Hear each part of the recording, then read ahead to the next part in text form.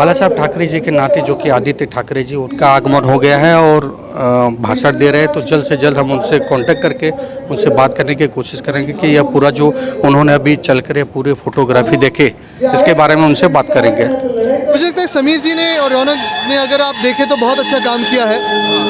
काफ़ी सारी यादें ताज़ी हुई है, काफ़ी सारे एक प्रेम की यादें, भावना अलग है, लेकिन ये भी और भी प्रेरणा देती है लड़ने को और जीतने को।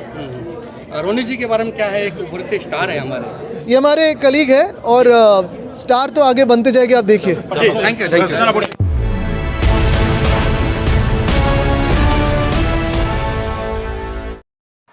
नमस्कार, मैं संजय मिश्रा, लोकमित्र न्यूज़ चैनल से। गोरेगांव से एक बड़ी खबर निकल कर आई जो कि यहाँ पे एसबी रोड पर है, सरदार वल्लभ भाई पटेल हॉल है। उस हॉल में एक कार्यक्रम रखा गया। यह कार्यक्रम था माननीय स्वर्गीय श्री बाला साहेब ठाकरे जी के जन्मदिन के उत्सव पर यह कार्यक्रम रखा गया था। यहाँ के स्थानीय जो कि पूर्व नगर सेवक श्री समीर देसाई जी और उनके पुत्र जो कि श्री रौनक देसाई जी हैं, इन दोनों ने मिलकर यह कार्यक्रम को रखा था। रौनक देसाई जो कि इस समय युवा सेना के साथ मिलकर अपने लोगों को लेकर वो आदित्य ठाकरे जी के कंधे से कंधा मिलाकर कार्य कर रहे हैं। वहीं पर समीर देसाई जी अपने सभी बेसिक के जो कार्यकर्ता हैं उन सभी को लेकर शिवसेना का परचम हमेशा लहराते आ रहे हैं और लहरा रहे हैं, और आने वाले दिनों में भी यह ऐसा ही कुछ कर दिखाने का जज्बा रखते हैं। यहाँ पे उपस्थित सारी महिला संगठक, उप शाखा प्रमुख, शाखा प्रमुख, जितने भी पदाधिकारी थे, सभी लोग ने इस कार्यक्रम में भाग लिया और बड़े ही सुचारू रूप से यह कार्यक्रम पूरा संपन्न हो रहा है। अब मैं आपको बता दूं कि यह कार्यक्रम क्या था। यहाँ पे बाला साहेब ठाकरे जी के पिछले 40 साल से, जो कि बॉम्बे न्यूज़ फोटोग्राफर एसोसिएशन के द्वारा पिछले 40 साल से जितने बाला साहेब के यादगार फ़ोटो निकाले गए थे, उन सभी फ़ोटो को एक संग्रहालय के रूप में बनाकर यहाँ पे कम से कम 75 फ़ोटो ऐसे फ़ोटो थे जो कि बड़े ही दुर्लभ फ़ोटो हैं, उन सभी फ़ोटो को यहाँ पे प्रदर्शित किया गया। स्थानीय समाज सेवक के साथ साथ कार्यकर्ता व कांग्रेस के भी छोटे बड़े सभी पदाधिकारी इस कार्यक्रम में पहुँचे और इस कार्यक्रम का लुत्फ़ उठाया।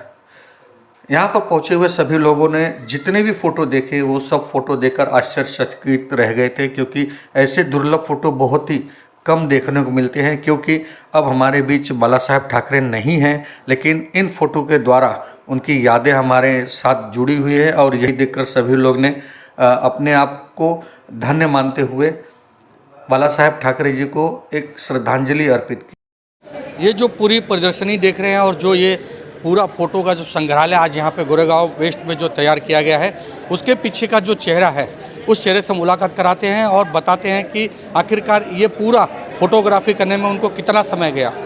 मैं सतीश मालवदे, हमारी एक संगठन है Bombay news photographers association, Bombay news photographers association. तो पहले तो एक सुधार करना चाहता हूँ आपके पहले ही वाक्य में कि ये सब जो छायाचित्र आप देख रहे हैं वो सिर्फ मेरे नहीं है। महाराष्ट्र में पिछले 40 सालों से 40-45 सालों से बाला साहब को जिन जिन वृत्तपत्रकार छायाचित्रकारों ने कवर किया है उनके फ़ोटोज़ है। तो उनमें सबसे पहला नाम मैं लूँगा मंदार काकड़े जी, जो हमारे सेक्रेटरी है रजनीश काकड़े, उनके पिताजी हैं। तो उनके छायाचित्र से ही शुरुआत हमारी हुई है। शुरुआत में बाला साहब के प्रथम स्मृति दिन पर हम लोगों ने रविंद्र नाट्य मंदिर में लगाई थी प्रदर्शनी, और उस प्रदर्शनी से ही लेकर अभी तक कम से कम 25 जगह पे पूरे महाराष्ट्र में लग चुकी है। अभी फ़िलहाल इसके पहले जुलाई में मुंबई यूनिवर्सिटी का जो विख्यात कॉन्वोकेशन हॉल है उसमें ये प्रदर्शनी लगाई गई थी। 3 दिन का समय हमको मिला था, लेकिन प्रदर्शनी को मिलता हुआ प्रतिसाद देखकर उन्होंने 2 दिन और बढ़ाए, और ये हमारा मतलब हमारे लिए गौरव की बात है। नहीं, गौरव तो आपको होना ही है, क्योंकि आपने जो चीज़ें कवर की है शायद ये आने वाले दिनों में अभी ये देखने को नामुमकिन जैसा है, क्योंकि अभी हमारे बीच तो बाला साहेब रहे नहीं, बस उनकी यादें ही तस्वीरों के अपने द्वारा ये बयान करती है। जो भी यहाँ पे आए थे वो उनकी यादें बाला साहेब ठाकरे जी के साथ जुड़ी हुई थी। ऐसे ही यादों को लेते हुए सभी लोगों ने यहाँ पे अपने फ़ोटो या जो उस फ़ोटो में दिखे या जो उस कार्यक्रम में थे, उन्होंने अपनी पुरानी यादों को ताज़ा किया। आइए अब बात करते हैं समीर देसाई जी से कि उनकी क्या भावना है बाला साहेब ठाकरे जी के प्रति। अब ये जो कार्यक्रम पूरा ऑर्गेनाइज किया गया है वहीं पे पहुंचे हैं समीर देसाई जी, जो कि माजी नगर सेवक हैं और इस समय गोरेगांव में एक अच्छा चेहरा शिवसेना का माना जाते हैं। उनसे बात करते हैं कि ये पूरे जो एग्जीबिशन लगाया गया इसके पीछे मकसद क्या था और किस तरह का यह कार्यक्रम रहा। सर, किस तरह का कार्यक्रम रहा ये पूरा ऑर्गेनाइज और कितने समय तक लगा और कहाँ से इतने सारे फोटोज आप कलेक्ट कर पाए? देखिए, सबसे पहले मुंबईकर के हैसियत से एक बात कहना चाहता हूँ और मुंबईकर के साथ साथ एक राजनीतिक विद्यार्थी करके भी मेरा ये अपना मानना है कि you may like Bala Saheb Thackeray, you may dislike Bala Saheb Thackeray, but in Mumbai and Maharashtra you cannot ignore Bala Saheb Thackeray. कल 23 जनवरी है, बाला साहब की जयंती है, उनका जन्मदिन है और उस उपलक्ष्य में उन्हें एक योग्य आदरांजलि देने का ये ख्याल दिल में आया और साथ साथ गोरेगांव और पश्चिम उपनगर के शिव सैनिक हो या बाला साहब को मानने वाले लोग हो, इनको बाला साहब के राजनीतिक और व्यक्तिगत जीवन की से एक अधिक परिचय नए पीढ़ी को भी मिले, इस भावना से इस एग्जीबिशन की संकल्पना निर्माण हुई। मुंबई प्रेस फोटोग्राफर एसोसिएशन, ये मुंबई के प्रख्यात ऐसे प्रेस फोटोग्राफर्स हैं जिनका ये 40 साल का ये संग्रह है और उनके सहयोग से आज इस प्रदर्शन का आयोजन किया है। और बाला साहब के पूरे जर्नी का हर फोटोग्राफ के पीछे एक स्टोरी है, एक कहानी है। आज देसाई साहब गोरेगांव के लोक नेता और हमारे सबके मार्गदर्शक, उनके हस्ते इस एग्जीबिशन का शुभारंभ हुआ और देसाई साहब के पास कई फोटोग्राफ्स के साथ साथ उनकी स्टोरी सुनने का अनुभव भी मिला और ये एक हमारा प्रयास है कि इस पीढ़ी के शिव सैनिकों को और मुंबईकरों को बाला साहब का से उनकी पहचान कराएं, उनकी भेंट कराएं और उनकी जर्नी के बारे में उनको जानकारी मिले। इस हेतु से इस कार्यक्रम का आयोजन है और मेरे हिसाब से ये हमारी बाला साहब के प्रति आदरांजलि है। जी, जैसे कि इन्होंने बोला, बहुत सही बात है कि ये हमारी आदरांजलि है, क्योंकि बाला साहब ठाकरे तो नहीं रहे लेकिन इन फोटोग्राफर और ये फ़ोटो जो खींचे हुए हैं, इन फ़ोटो के तहत हम उन्हें याद तो ज़रूर कर सकते हैं। जैसे कि मैंने आप लोग को बताया कि यहाँ पे सारे पदाधिकारी और सारे पार्टी के लोग आए थे। वो लोग का आना यहाँ पे क्यों ऐसा हुआ वो मैं आपको बता दूं कि माननीय श्री बाला साहब ठाकरे जी, जैसे कि आप सभी लोग को पता होगा कि महाराष्ट्र और मुंबई में एक ऐसा चेहरा, हालांकि महाराष्ट्र मुंबई ही नहीं पूरे देश में एक ऐसा चेहरा माने जाते थे जो कि हिंदू हृदय सम्राट का भी नाम उन्हें दिया गया था। ऐसे में जब अगर हिंदू की बात आती है या उनके चाहने वालों की जब बात आती है, हिंदुत्व की बात आती है, तो जाहिर सी बात है कि पूरा समाज और पार्टी के जो भी हिंदुत्ववादी पार्टी है वो सभी लोग यहाँ पर आए और उन्होंने एक एक तस्वीर को यादगार के रूप में अपने जहन में लेकर गए। हालांकि एक चीज़ और बता दूं कि कुछ विरोधी पार्टी भी थे उस समय जब बाला साहब ठाकरे का राज चलता था, तो उस समय के कांग्रेसी जो थे, और अब उन्होंने जब आकर यहाँ पे ये सारी चीज़ें देखी तो उन्होंने भी बाला साहब ठाकरे जी का किस तरह से तेज़ तर्राक उनका जो भाव था वो कैसे कांग्रेस के साथ प्रकट करते थे उसके बारे में भी यहाँ पे चर्चा हुई। काफ़ी लोग ने चर्चा किया। और एक चीज़ बता दूं कि इसका जो उद्घाटन हुआ था वो माननीय गोरेगांव के कुटुंब प्रमुख कहे जाने वाले श्री सुभाष देसाई जी के हाथों से संपन्न हुआ था। यहीं पे पहुँचे थे अमोल कीर्तिकर जी, साथ में यहाँ पे पहुँची थी लोचना ताई जो कि माजी नगर सेविका है, यहाँ पे शाखा प्रमुख जो कि सुबोध जी हैं, और यहीं पे उप शाखा प्रमुख और शाखा प्रमुख जो कि महिला की लक्ष्मी भाटिया जी वो भी पहुंचे थे। और यहीं पर एक और देखा गया कि समीर देसाई जी का पूरा परिवार जो कि राजुल समीर देसाई जी हैं जो कि पूर्व नगर सेविका हैं, और रौनक देसाई जी की धर्मपत्नी के साथ वो पूरे परिवार के साथ यह पूरा एग्जीबिशन देखने आई। यह कार्यक्रम चलता रहा और इसी कार्यक्रम के दौरान जब आदित्य ठाकरे जी आने वाले थे तो उस समय सभी लोग बाहर जाकर आदित्य ठाकरे जी के अगवानी के लिए वहाँ पे खड़े हुए और आदित्य ठाकरे जी का आगमन हुआ। यह आगमन में पूरा गोरेगांव पूरा का पूरा शिवसैनिक और भगवा में हो गया।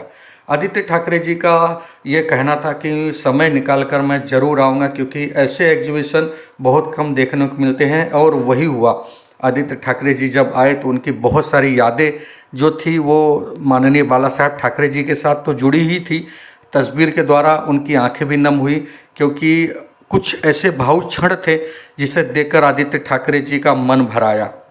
ऐसे में ही जब शुरुआत हुई तो 40 साल पहले से तस्वीर को देखते हुए आखिरकार वो क्षण आया और वो पल आया जो कि 2012 का था, जिसे देखकर आदित्य ठाकरे जी की आंखें नम हुई।